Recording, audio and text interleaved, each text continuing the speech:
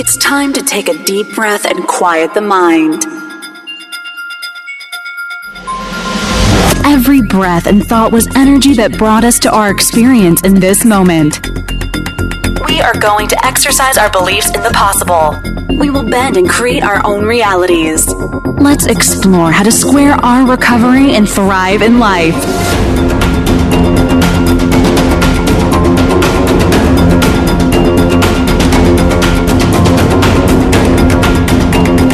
I welcome you to Recovery Squared Radio with your host, Steve Wofford. Welcome to Recovery Squared Radio. I'm Steve Wofford. I want to share a little bit of what I'm going through right now and some thoughts I've had about it. As you may know, I'm going through a divorce and the custody proceedings currently. Hopefully they'll be wrapped up within the week, but I wanted to share a little bit about where I was and some of my perceptions.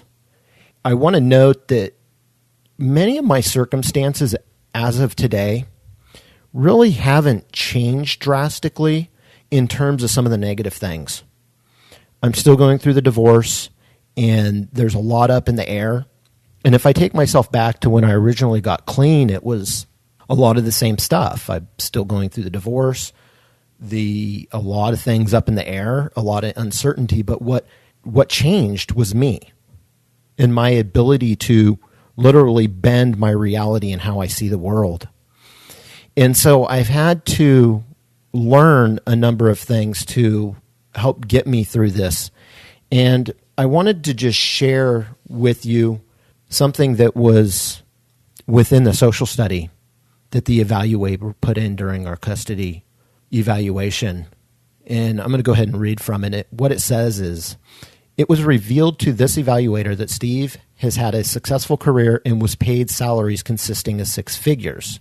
This evaluator opines the responsibility of financial support for these children be utmost priority to Steve, as well as providing the spousal support owed to Alicia as mandated by the court.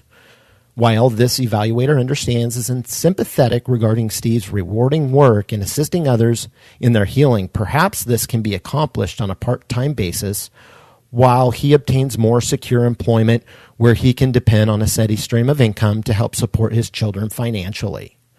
When Steve left the marriage, he also left them without resources to continue living in the manner to which they were accustomed. Now, I want to break this down a little bit. I did have a great IT career, and I did make 6 figures at that job where I didn't have any expenses. Currently, I have a stable source of income, and it's not nearly as much as my consulting career was, mainly due to the number of expenses like this podcast, website developers, graphic designers, the costs go on and on.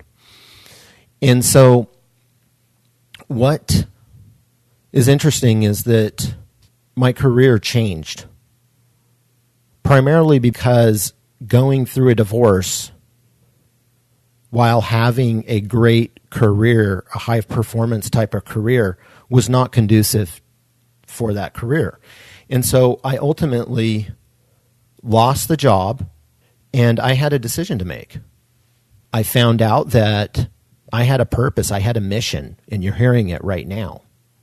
And what I realized through a lot of personal development and discovery was that that career was created from a need of feeling smart, that I was smart, and so I had to go get a smart job. Because I was told in school, and I often felt like I was a dumb kid. I couldn't perform. I couldn't pay attention. I couldn't do this. I couldn't do that. I wasn't sitting there and listening to everyone. And what I found was that that wasn't true for me. What they were trying to teach me wasn't true. And to be perfectly honest with you, I wasted 12 years of my life in school. It was an utter joke. I mean, can you relate to that at all? I mean, I didn't learn anything until I started my own businesses in my early 20s. I learned by doing. And then I learned to write software by myself. And so the whole school system to me was somewhat of a joke. It's interesting that they put in a manner to which they were accustomed. Well, this is what I was accustomed to during this process. I had 20 years of drug addiction.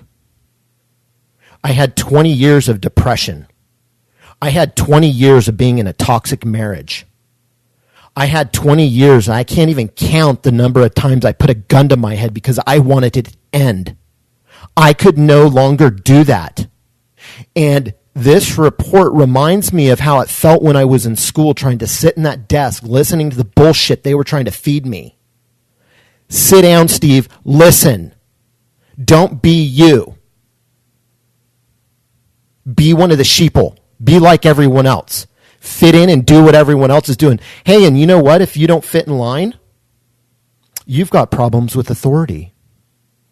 I mean, how many people in the addiction world could relate to that, told that you have problems with authority?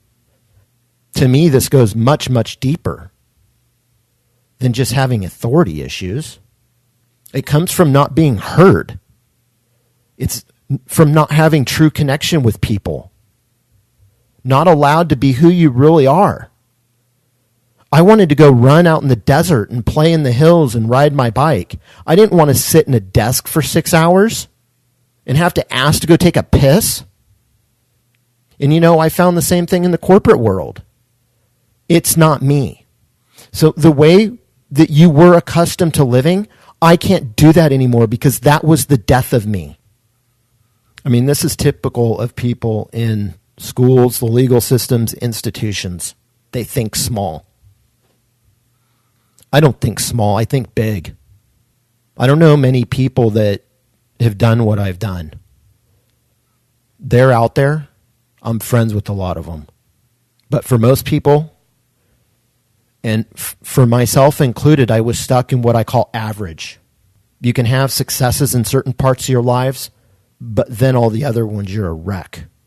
And it's not until you can align all those things into what you're really called to do and to be really you that you start to have success in all aspects of your life. But a lot of this comes down to belief in what's possible for you. And I oftentimes am talking to people. Sometimes I feel like they think I'm crazy, to be honest with you. Like who leaves the kind of career that I had that most people would die for? Who does that? Who says that they want to take their boys around the world? That's their ultimate goal. How many people can say they completely wiped out and cured their addictions, disease, disorders? You'll be told you need a doctor for that. Doctors ask me how I did it. What's interesting about this thing is I believe in what's possible for myself, and I am very intuitive. I live in the unseen world. I no longer live in the binary of the material world. The only way I know what to do is I feel my way through it. My intuition tells me. I'm not driven by my mind and the false and limiting beliefs of myself and the collective. I use my senses to know where I'm at, and I ask, what is my next step? I know the direction I'm supposed to go. And the only time I know if I'm right is I have to judge my results. Are these results working for me? Is this true? And the crazy thing is that the more I do that, the less I'm wrong. I can't think of a time I did that wrong. I'm open to it, but it hasn't happened. My life just keeps getting better, better, and better, and it's exploding. I always live in the land of possibility. And the people that question that are the people I don't listen to. I don't listen to the people in the schools, the doctors, people that live in the average world. You know, the smart ones will come to me and ask me how I did it. And I most certainly don't want anybody stuck in that area because I know what it's like to grind out a hell of an existence. It's like banging your head against a brick wall. And it feels like the world wants you just to do it harder because that's what you got to do. Life has to be hard. And then we have to medicate ourselves in other aspects of our lives, or we ruin relationships, or we have other sorts of chaos in our lives because we're putting the wrong kind of energy into something we're not supposed to be doing. And it manifests in addictions, depression, disease, and a hell. At the worst point of my life, I had a gun to my head finding out my wife of 20 years had an affair, and I had a decision to make. Do I want to create a mess, or do I want to create a dream life? And I've been working on that dream life every day since that point. And if you're at that point where you know something's broken and you're ready to show up and fix it, I want you to email me. There are answers. There is a path.